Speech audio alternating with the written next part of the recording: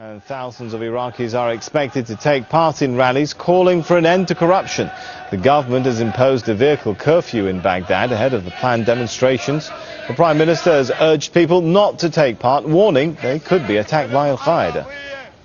Al Jazeera's Jane Araf is live for us in Baghdad. Jane, despite that partial curfew, rather extraordinary perhaps measure, does it look like people will turn out?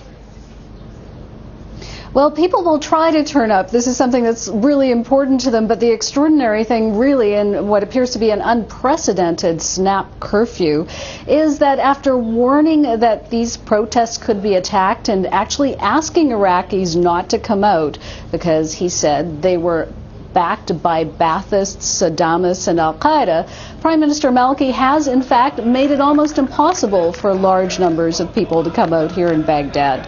Despite that, on these empty streets, no vehicles are allowed. There are people who are walking to Baghdad's own Liberation Square. They say they will launch a protest, and people are gathering as we speak. Certainly it won't be the numbers that they'd hoped, but it will be expected to send a message.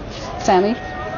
Iraq, of course, is still a country that in many sense has many sectarian fault lines, shall we say. Is this a general rebellion against corruption, or is this another cat and mouse game between the different ethnic, sectarian and religious groups?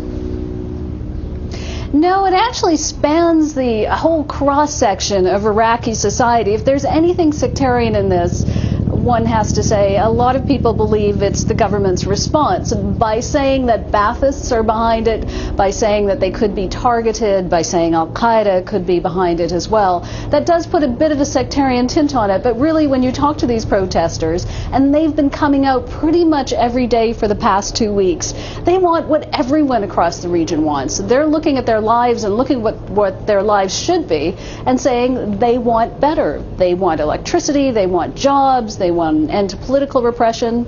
Here in Baghdad, they don't want to overthrow the government, but they do want the government to be much more responsive to them. Sammy? All right, we'll leave it there for now. Thanks, General.